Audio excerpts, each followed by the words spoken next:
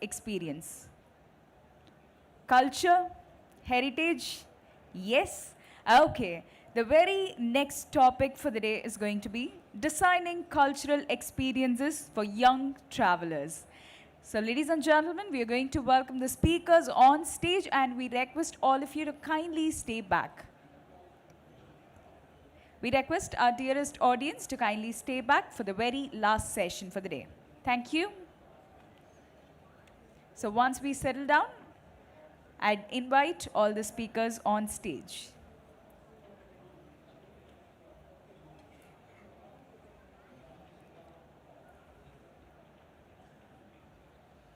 So அடுத்த செஷனில் தமிழ்நாடுவோட cultural எக்ஸ்பீரியன்ஸை எப்படி இன்னும் ஸ்கேல் அப் பண்ணலாம் அண்ட் யங் ட்ராவலர்ஸ்க்கு இன்னும் எப்படியெல்லாம் கொண்டு போய் சேர்க்கலாம் அப்படின்ட்டு நிறைய விஷயங்கள் பேச போகிறோம். We are going to invite an intellectual set of panelists on stage. We request our dearest audience to kindly stay back and enjoy the session.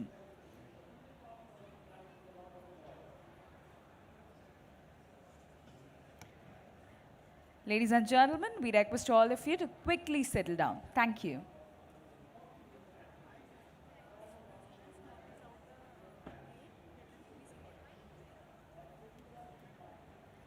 We request the students to not crowd near this gate. We request all of you to kindly settle down. Let's not pile up near the gate, please. Thank you.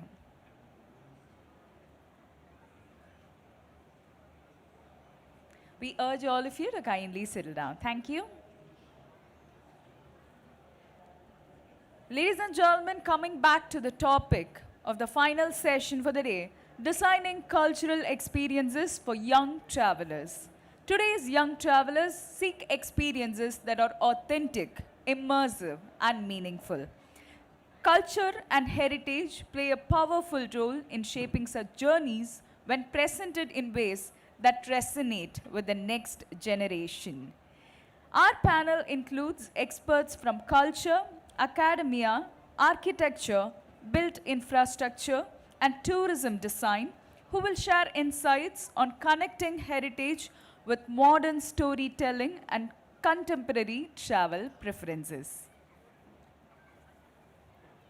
Okay, so now it's time to welcome the moderator of the session. Ladies and gentlemen, Director, Center for Writing and Communication, Ashoka University, founder of Heritage Walks. Ladies and gentlemen, a historian and founder of Delhi Heritage Walks, working on heritage, public history, and immersive cultural storytelling experience, we have Ms. Kanika Singh with us. A huge round of applause, please.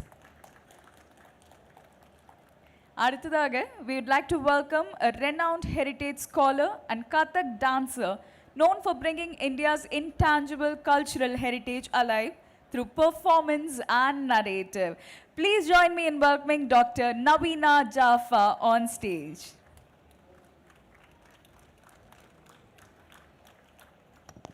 Okay, last but not the least, we'd like to welcome conservation architect and director at Sushant School of Art and Architecture with experience on major heritage conservation projects including the very own Taj Mahal. Ladies and gentlemen, we have Mr. Navin Piplani with us. Okay, dear lovely students, I'm sure this session is going to be super intriguing. Over to the moderator, please. Thank you.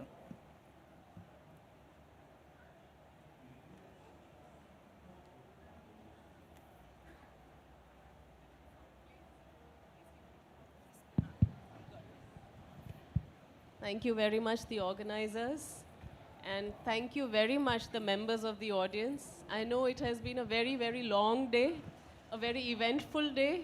You have been busy running from one point to the other. There have been many stars and VIPs in attendance today. So a very, very exciting day. And thank you very much for staying back for this last session. There are many young people in the crowd. I think some of them were forced to come here. But we will try to make it worthwhile for you. Yeah. And welcome to the panel members for this last panel for the day. Our topic is designing cultural experiences for young travelers. Let me start with, so this seems like a very generic topic. Practically everyone has something to say about the youth today, and practically everyone, whether in this room or outside, will have something to say about cultural experiences. These are terms, these are categories, these are, which are very familiar, and we all have an opinion on it, yeah? So what is so worthwhile to discuss about cultural experience, excuse me, cultural experiences for the youth? We have two very distinguished members who have a long experience working in this field, so let's hear from them. I'd invite both of you to first, given your own context, given your own field of work, why do you think the category of young travelers is worthwhile to pay attention to? Who are these young travelers? Are these children? Are these working people? Or who are the young travelers? Who would you categorize as young travelers? It's subjective because a young mind can be an old body also. So it's not only the age, it's also the awareness that I want to discover.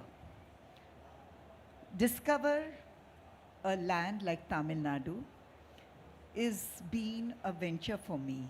I'll give you that example. I was writing a book, and one of my case studies was on Muthuta, a wild seaweed diver in the Gulf of Mannar. I just attended the coastal experience about a session ago. Muthuta was a young mind wanting to travel into the depths of waters, travel to earn a startup. And I found, to my great astonishment, of what the Central Institute of Science and Marine Institute had done to assist the wild seaweed divers of the Gulf of Mannar into ocean agriculturalists. From there, I went to Kudusarai Island and discovered loads and loads of young travelers who were school kids coming to the UNESCO Biodiversity Park. So when you define the young traveler, it can come in different shades. And the people who have the repository of the heritage skill also become a traveler as they discover the repositories they have and how many stories they can tell another. Thank you. Both of you have very nicely articulated what a young traveler would mean. And for the purposes of deliverability, I guess, especially at this summit, I would, you've seen the Western world, there little kids in primary school are taken to archaeological sites and their parents equally participate in the archaeological excavations. It's called community archaeology. And here also, I think school kids are taken to museums, to planetariums and the rest of it. So it's basically an inquisitive mind wanting to explore, engage and discover archaeology, culture, art, heritage, and in our case built architecture in more than one ways. So age really, I would say, nurtures and it helps in consolidating your experiences which have started much earlier in life when you are not even able to take a cognition of what is happening to you. So if a little kid is going, and you see them a lot in this part of the world, when a little kid is accompanying his mother, father, grandmother or so to a temple at a very young age, when the senses are not so developed to be able to articulate or formulate where all this is going, the experiences have already started to get embedded. And these experiences then shine and they are nurtured, the teachers cultivate them, then you go to performances and all that. And it becomes nicer and bigger and better as you grow older and wiser, I guess. Thank you.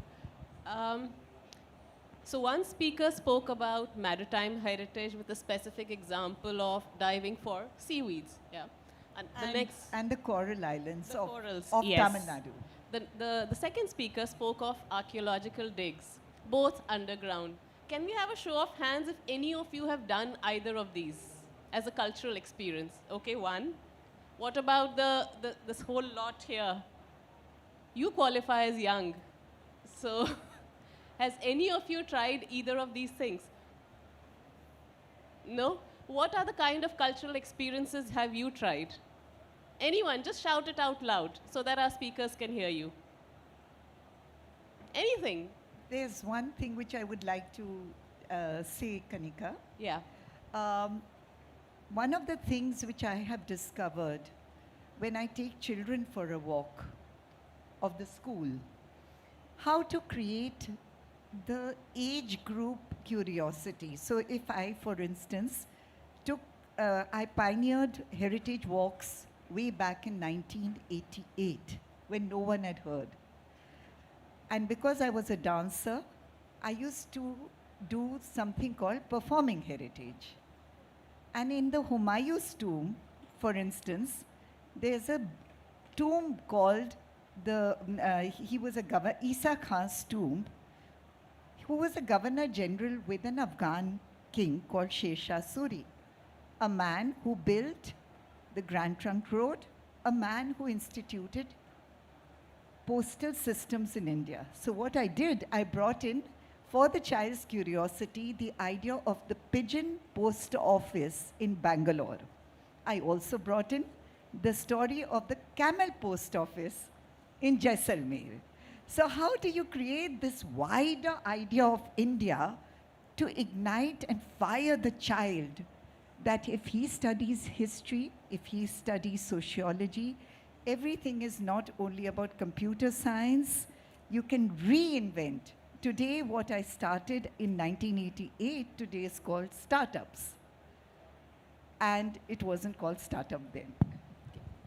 So I'm coming back to our question. You've heard the two speakers speak about cultural experiences. Any of you, what is your idea of a cultural experience? Where would you like to go?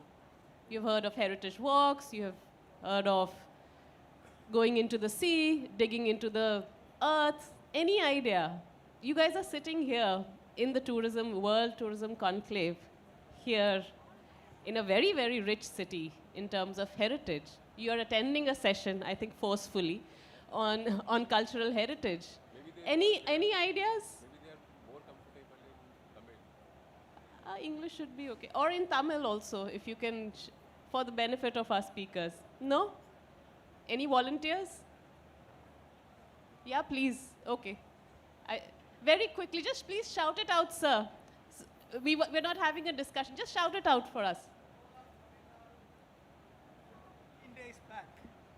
15 days back, if you had come over here to Tamil Nadu, any part of Tamil Nadu, it has been, anywhere you go, it is all celebrations with Pongal, Yes, Jallikattu. Pongal. That's a very good example. Jallikattu.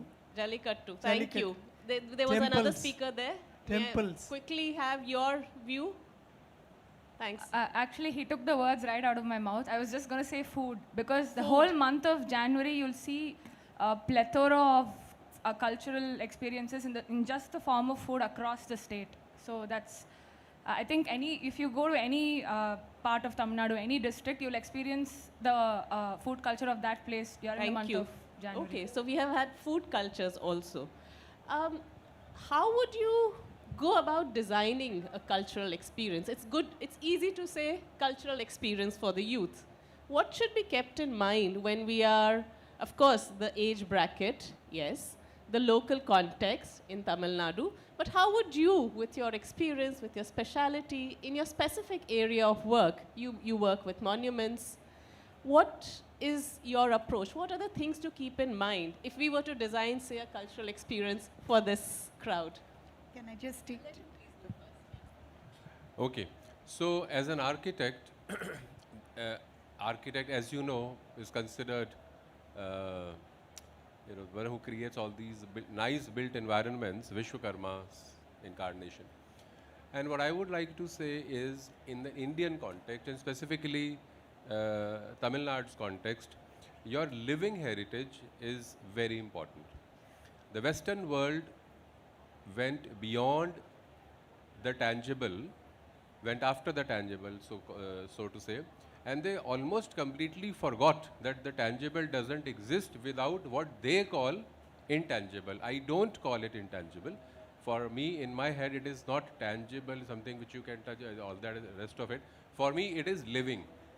And the living brings both the created object, which is a monument or dance form, performance, etc., and also the mind behind that creation, which is imagination in our Shastras and all. So it is together. What you see today, the person sitting next to me, is both a performer and a creator of that performance. So it's both the tangible and the intangible, so to say, but living in her. So for me, the designing of cultural experience in an Indian context, specifically in a place where we are sitting, would be meaningless, let's say soulless, without considering the living aspect.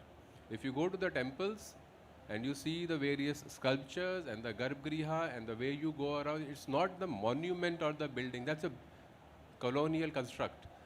When our forefathers went to the temples, they went for a specific purpose, which was ritualistic, spiritualistic, food, dance, perform, everything. And the whole cosmos or the whole idea of life emerged from Garbhagriha, and that is where you are going. So that entire experience from your house to the temple's Garbhagriha, everything that is happening at every step, that is what I would want to convert into a what you call cultural experience in a modern sense of word to say. But I would want to bring in and focus on the living aspect, because everything that you do, you meet, you eat, you smell, you see, you touch, everything gets embedded consciously, subconsciously, whatever, in your mind, which when you narrate to some other person becomes your experience, gets translated to that person in the form of a performance, a narrative, a story, a design, a photography, a video, film, whatever you've been seeing in all the stalls going around this summit. Thank you, Mr. Piplani. To add to what, this is my book, which has been published by the Government of India, and the other book, which is called Performing Heritage, which was specifically on Delhi, but this is all India. It has a heritage walk on the umbrellas in Chennai. The Chennai umbrellas have a migration from Surat, and the temple umbrellas, and you have processions then going to Andhra Pradesh, Telangana, to Tirupati. Mr. Sri Ram, who curated this walk, talked to me about it. So I have a term. When you look at a particular archaeological site, like the Shore Temple, you have a heritage scape, like a landscape. In that scape, you have to do cultural skill, heritage skill mapping. When you do that, then you take down 3 or 4. The nature, that is the sea and the connectivity of skilled communities related to the sea. The stone workers in Mamallapuram. And the songs, the rituals that go with the heritage landscape, the pilgrimages. Keeping that as the ingredient, you design your immersive experience. So you have to make a list, and then you have to build the story, then you have to bring the community to share the experiences. That is how this book talks about the art of heritage walks, which is something all of you can pick up, and I hope there are many, many of you here who come into the world of exhibiting Tamil Nadu. Having heard both of you speak about living heritage, the, the ways in which it can be woven together, different aspects of heritage can be woven together to create a cultural experience, I'm just wondering, is it too romantic? Or you can agree or disagree, but let me just elaborate by what I mean by romantic. Um, by that, I don't mean romantic love. By that, a romantic idea of heritage, and I'm just picking your brain here, being the devil's advocate here. Is it all nice, nice things? Is it all very charming, beautiful things?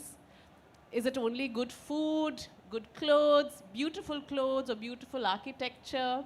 And is everything nice and wonderful? Or is there more to it? Is it possible to show the other side, or desirable also at all, to show different aspects of heritage and talk about them? Your comments, please. I would like to start by saying that it is not only romantic, it must be romantic.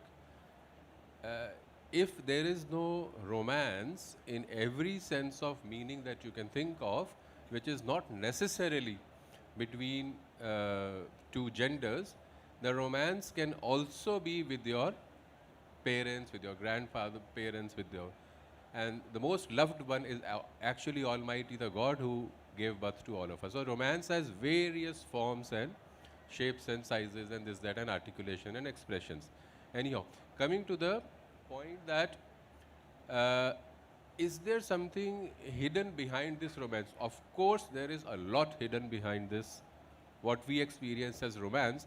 Next time when you go and you stand in front of, let's say, the Rathas or any little shrine that you have in your nearest neighborhood, just try and imagine how hard and painful it would have been for that stone sculptor to use his hands primarily and some very basic tools. No machine, no power, no electricity, no computer. To be able to carve out those emotions in the eyes of those sculptures, and the clothing that they imagined, and the decorative, the necklaces and the things that they... There's a very beautiful sculpture in Khajuraho where they have shown the curves of a female body, including the navel. Take a picture, take a photograph, and try to draw it with a pencil.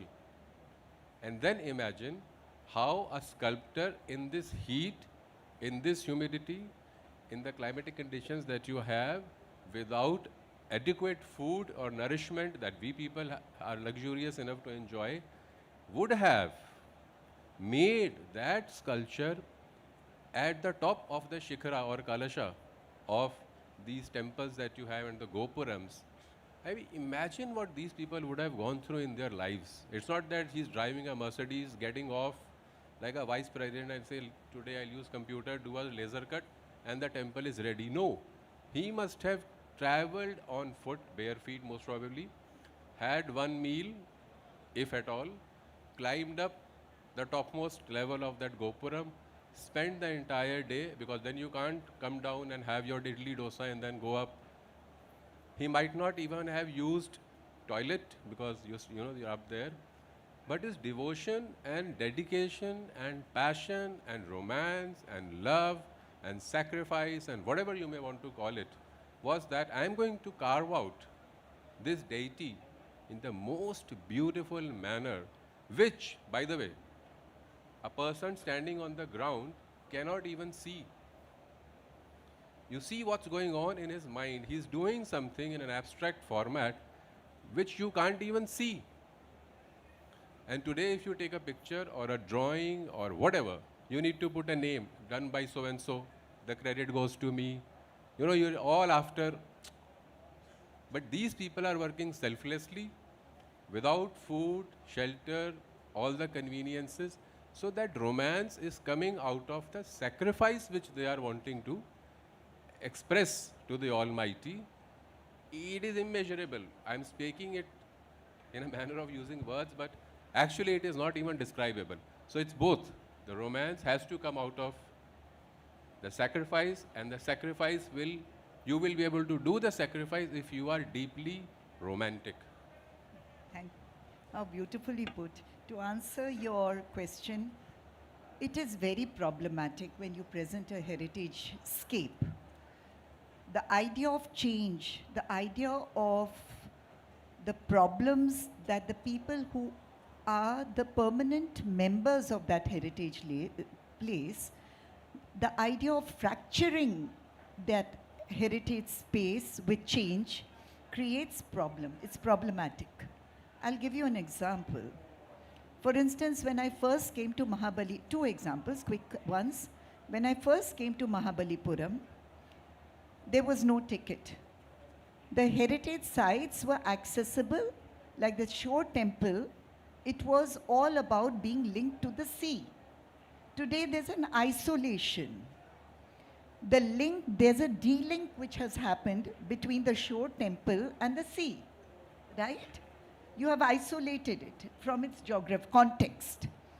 Then the idea, let's go to the idea of the stone workers. When you came before and you went to the Arjun penance, the rock there, the Shila, you had little homes of the stone workers.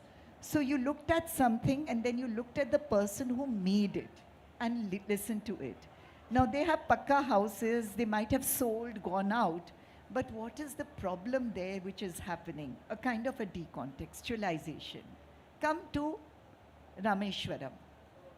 You have a myth that says that the jasmine is fragrant because of the high content of sulfur in that soil. It goes from Rameshwaram, the little cuttings, and goes to Madurai for the jasmine field. Now look at the pain of the farmer who is in Rameshwaram. Because the actual ownership, with Sita decorating her hair, that's how the story goes, with the jasmine of Rameshwaram. But the story is Madurai Malai. It's not Rameshwaram. So there's a problem there. The idea of romance with the changes brings problems, and this is what the young minds need to question, that when you are showing some heritage scape, what are the changes? Where are the fractures coming? What can be left out? What can be pieced back again? Thank you. There's much food for thought there in both your responses. I'll pick up on the last line which, Navina, you left off at, that the young must have the ability to question whether they are visiting something, a heritage site, whether they are reading about history, or looking at things that are happening around them, the ability to question what's going on. But in today's days and time, when the attention spans don't exceed 3 seconds, and our lives have been swamped by mobile phones, and everything, our opinions, our information is all coming from the screen. I'll give you an example. I work in the field of museums and how they represent heritage. And very recently, I was at the exhibition on Buddha's relics, which is currently on in New Delhi. This is a very significant exhibition, Buddha's relics, which were excavated at Piprahua, which is a small town in Uttar Pradesh. They were excavated during colonial times, taken away outside India, and were put up for sale very recently, put up for an auction. But they have been brought back recently, and these are highly significant. Imagine Buddha's relics, parts of Buddha himself. Now, there were busloads of people who were visiting that exhibition on the day I went there. Everyone, and I'm not talking about school children alone, there were delegations very similar to what has happened here today. We see representative delegations from government offices, private groups, school children, college children, all of them there were more than 3,000 people at that exhibition on that day I visited. All of them had mobile phones in their hand. The exhibition is pretty extensive. And a gallery which is this wide was covered in 3 seconds because they just had a mobile phone on their hand. They recorded whatever they were seeing and went to the next part of the exhibition. So it's an immersive exhibition. It's a significant exhibition. 3,000 people are there looking at it. But what exactly is their cultural experience? How do we work with this sort of a lack of attention span? Digital is great. We have heard other panelists today speak about it, the potentials of digital age and the kind of things that are possible for cognition also, in terms of reach, in terms of awareness. People who can't visit are able to see a particular site in 3D, learn about it. The potential is immense. But right now we also see a great lack of attention. How do we understand this? How do we work with this? Your thoughts, please. Nothing works like money. And when a young mind, who is, I agree with what Mr. Sanjeev Kapoor, the great chef, just said, we underrate the human generation that is coming after us. They grasp much faster, much more. But if their curiosity is ignited, you are teaching in a university, I'm sure you'll be getting, Kanika and sir, you also, with young minds.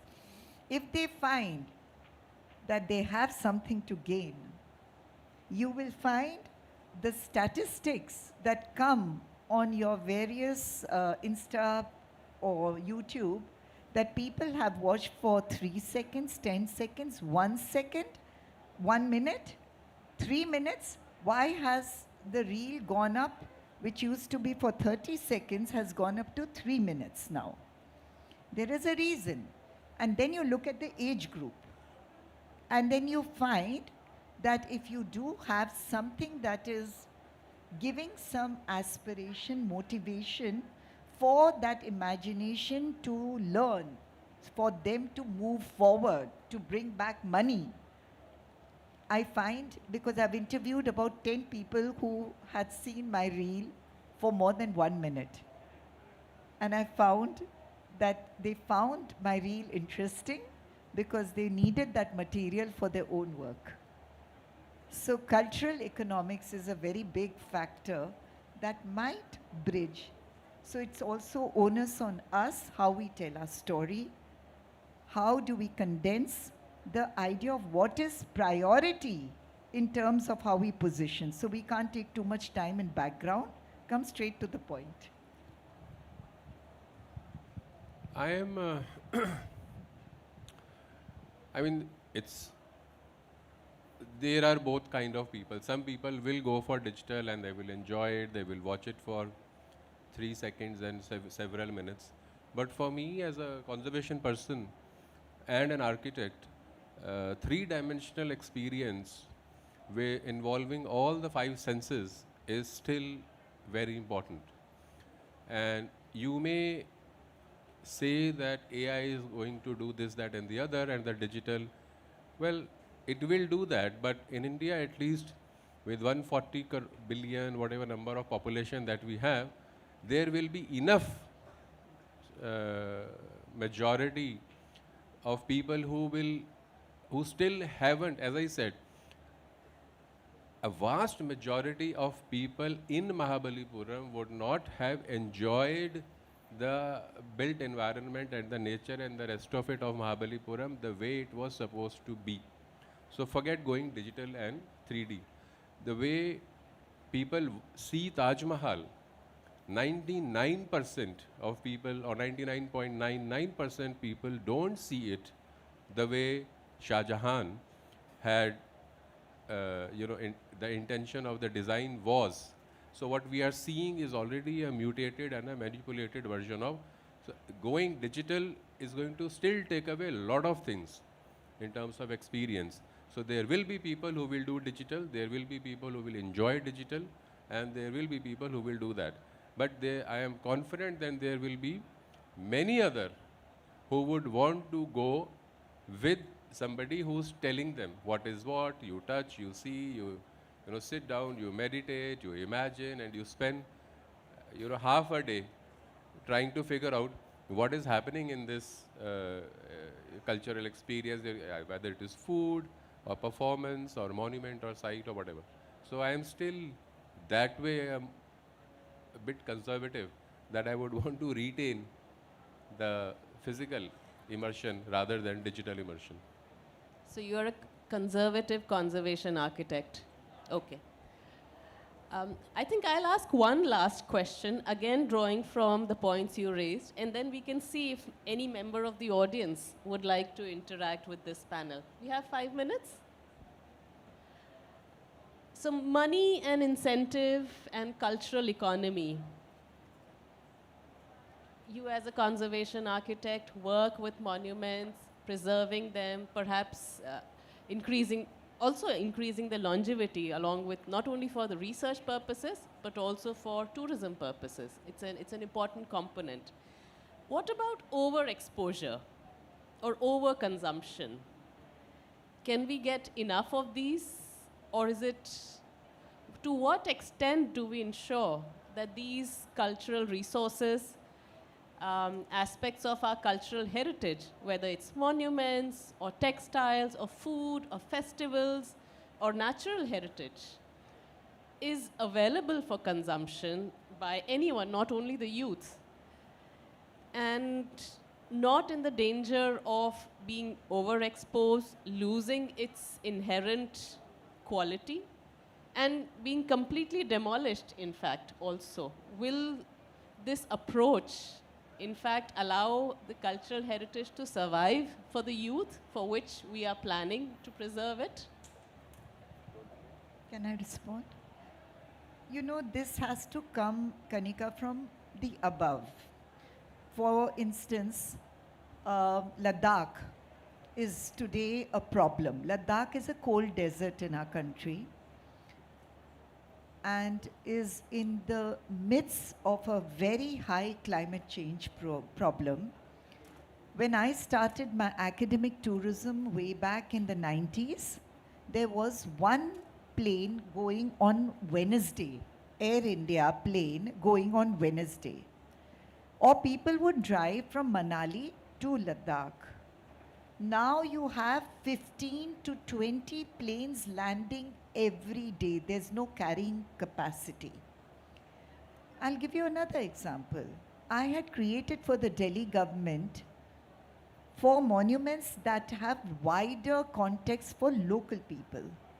So I'd created, there are tombs, unknown tombs called Dadi Poti ki ke Makbare, the grandmother, granddaughter's tombs. So I had created with the Panchayat and the Resident Welfare Association a program on telling stories from grandfather, grandmother to grandchild. Okay, but then I advised the Delhi government, shift the venue. Don't make it regular. Shift the venue and come up with something, so you have to create events that become circular. For instance, in Nagaland, if you have every year the Hornbill festival, the constant repetition, you don't reinvent the wheel, you overuse your resources, rather than maybe have something with the yak tourism somewhere in Nagaland, the Zero Valley in Arunachal, shift, and the shifting agricultural model perhaps can bring sustainability. Okay, so this is really a difficult one. And in this, I think our own personal awareness, consciousness, whatever, comes into play. What has happened over a period of time, as you say, cultural economy has become a cultural greed. We are now as a policy, we are over exploiting our sites, and I'm not saying heritage sites. You see, all these places, many of them were tombs, religious places, sacrificial places, etc., etc. Let's say again, if I go back and take example of Taj Mahal, which is where I've spent a lot of time. If you know the real meaning of why that tomb was created in the first place, and it's a tomb, it's a mausoleum, Humayun's tomb and the rest of it. And what have we done to it? We have made a Disneyland out of it. People are going with picnic and this, that, and the other. They are going there to have fun. So you are actually, what you've done, you made your rather sad and sorrowful gesture of an emperor to his dying wife into a commodified place to earn revenue. You've reduced it, undermined it, the entire significance, original significance, not the touristic significance. The original intent, the original significance of our sacred, spiritual sites. Look at your Shore temple. The other day I was there. And people are jumping over it, climbing over the stones. Some people are making all kinds of gestures. You made a mess out of your site, which is actually a temple which has got two shrines. One is looking on the east and one is looking on the sunset. So sunrise and sunset. It's such a unique place on the earth, with its connection with the sea, with its connection with the old town and the sun. And what are you people going there to do? Take a picture, selfie, put it on Instagram. And there were school kids who were just, taking a picture with the temple. Nobody is even offering a gesture of thankfulness or gratefulness to the Almighty. You're not even taking off your shoes.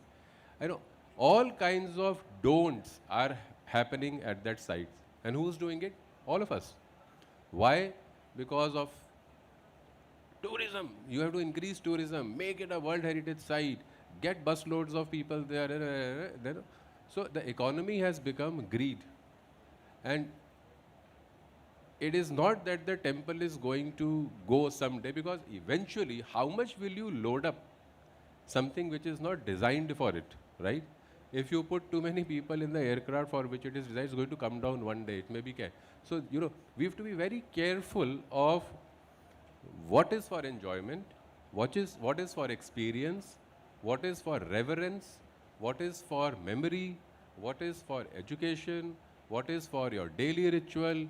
It cannot all become one umbrella thing, heritage, and then tourism, and then money, and then visitor center, and then toilets, and garden, and buses, and parking, and the rest of it, and then you make a mess of it.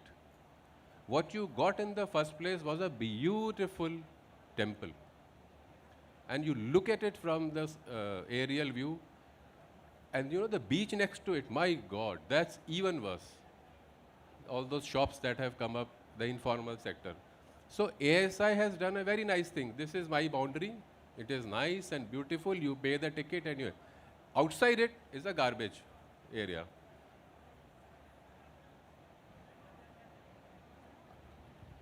We are sitting here and there are these beautiful pads, writing pads with the leather puppets. And Kanika has one on the INR shrines. Okay? These terracotta sculptures. I just wish that the story of the Shore temple and the Rathas and the butter ball could be said with these people. Today you had the opening of the stilt workers coming there. If they were a part of that, to hear the story, even if the guide is telling you something really true, that the Pandavas did not come here, and still you have the 5 Rathas defined by Draupadi, Bhim, Yudhishthir, Nakul, Sahadev and Arjun. But if you go to the Draupadi shrine or the Durga shrine in the other side, and you see the Devangana, the Dwarpalika, leaning on the stone and watching the Durga, and then you have one of your, leather puppeteers what are you creating? You're creating sustainability. So instead of having all those shops with so many crafts, you could have something very thoughtfully done through design schools that celebrate Tamil Nadu truly to bring out the essence of what Mahabalipuram is. I think you put across that point very well. We have time for a couple of questions from the members of the audience. Is there any, or comments if you like? Is there anyone who'd, yes please, the lady there. Hi, good evening. First of all, Naveen sir, big fan of your work. I'm also a conservation architect. I've always been a fan of your work, read your papers, amazing stuff. So I was really looking forward to this session all day. So thank you for that. And yeah, amazing panelists as well. So I have two questions, one for sir and one for ma'am. The question or like it's open for interpretation or discussion also, is that the youth cultural experience that a lot of us crave for while we travel. I crave for like heritage structures or the local homes. Like I search for homestays or I search for like contacts of friends who have like heritage houses or like ancestral homes, and I just go stay there. But the main cultural experience is not just the like how you had mentioned tangible, but also the living heritage. For example, in Brihadishwara temple, across the state during Shivratri, you'll across all the Shiva temples, you'll find amazing dance performances put up throughout the night. Brihadishwara temple, Chidambaram temple, and so many temples across the state. So my question is, do we really, I mean, I think we need to promote that. Don't we need to promote that more and promote that more, but commodify it less so that it's accessible to a lot of us who really crave for that, authentic experience, rather than, I mean, it is nice to experience that in auditoriums and things like that, but a temple with a Natya Mandapam built for that sole purpose of a dance, of a performance space, shouldn't that be what should be promoted or marketed as a part of cultural heritage tourism? That's one thing. Thank you. And just one more question for ma'am. I just wanted to ask you about the whole romanticizing aspect of how we used to see sculptors and sculptors' homes near the rathas. But again, isn't that looking at it from a romance, from an outsider's perspective? Because them living there, they would have wanted to have a better living experience, and they would have experienced a huge exodus of tourists every day, and that's like that's their livelihood, right? So wouldn't they have craved for a more peaceful setting as well? So Let me get another question and then you can both respond together. Is there anyone else who has a question or a comment? And then we'll wrap up the session. The gentleman there, in pink shirt, please. When we speak about the heritage, etc., but in the concept of heritage is mostly something that is past, few generations ago. It was contemporary for them at that point of time. But for this generation, it is not contemporary. How to make the heritage more suitable, or that is tweak it to this generation point of view? Great question. what is today will be heritage tomorrow. As Pushpeshji just said, maybe after about 50 years, when you all grow up, what you're seeing today will be heritage for that. So it's all about the present, ultimately. Now, answering quickly, yeah. You know, there is a way to do it because people like authentic histories to come alive, some kind of calendars of images, some kind of authenticity. So if you look at the Shore Temple, for instance, and the story of the stone workers, it's not romanticizing, but if there was a connectivity to the idea of what Naveenji said about the sunset and the sunrise, to the ocean, but also to the way the stone has come out from these hands. And if there were one or two people there to give you that interpretation, a kind of a living museum that connects the living heritage with the now silent temple. So you needn't turn the entire thing into something which is not inclusive of the growth, but something that recalls that idea of what the silent stone went through. The ocean, that, the songs, the rituals of making the murti. That too needs to be recounted, otherwise everything is commercialized. So I was just trying to create those stories. I'll start with the third one. You know, whoever has given you, and which is what I say in all my lectures, if there is anyone who has told you heritage means this, and this, throw it away. It is very difficult to, and it's not even necessary to define, redefine, examine what the term heritage means. It is not at all about the past.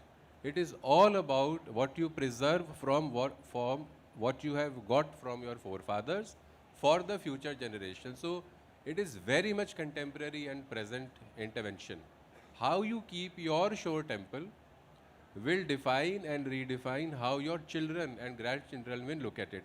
To me, at the moment, it looks like a very sad structure, you know, expressionless. It is mutilated. It has got its limbs and eyes, and everything is being destroyed in the name of heritage conservation. It is not at all conservation. It is just the reverse of conservation. But this is what, if you photograph, if you keep it in your homes, if you take your kids and school children that we are going to see Shore Temple today, you should tell them we are going to see the Shore Temple as it was not designed. And then show them the archival pictures of how it was supposed to be looked at. That is the knowledge about your so-called heritage that you are passing on to the future generation. Okay, your point is covered. We have to do everything that we have to do, less for the tourist, and I'm sitting in a tourism convention, so pardon me for that, but I am more for craftspeople. At the moment, we are doing more for tourism, quote unquote. In the process, these craftspeople and their craft is getting divorced. It will die one day.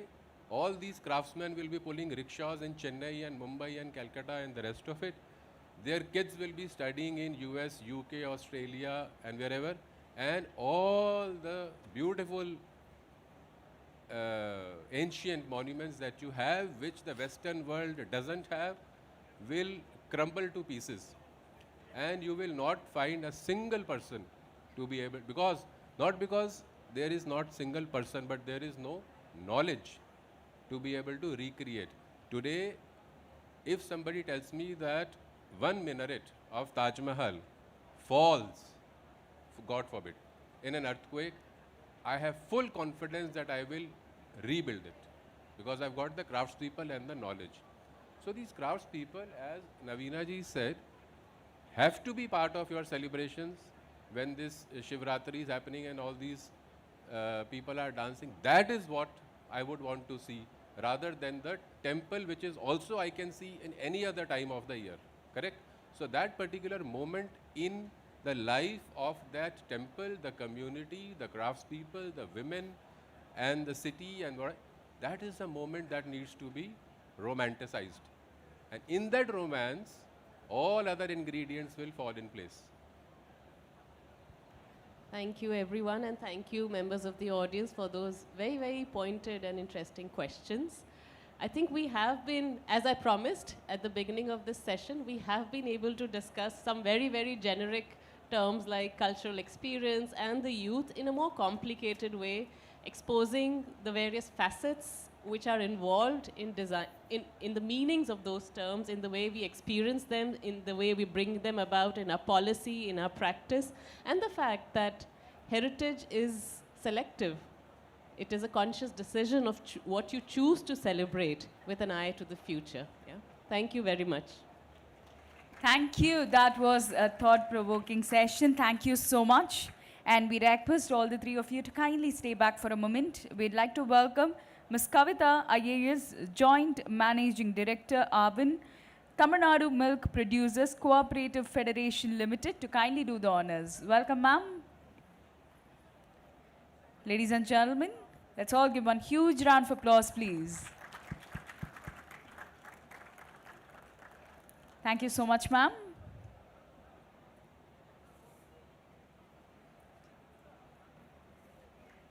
Dr. Navina, please. Next up to Mr. Navin Piplani. Thank you. Can we quickly get one group picture? Ma'am, please join them.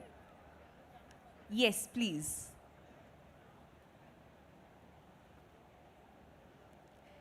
Ladies and gentlemen, once again, a huge round of applause.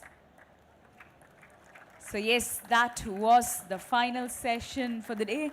That was Tamil Nadu Global Tourism Summit 2026. I hope all of you got a lot of valuable takeaways. And as we come to the close of today's event, we take back not just information, but perspectives. Thank you. Thank you so much for being a part of this. Thank you. Take care.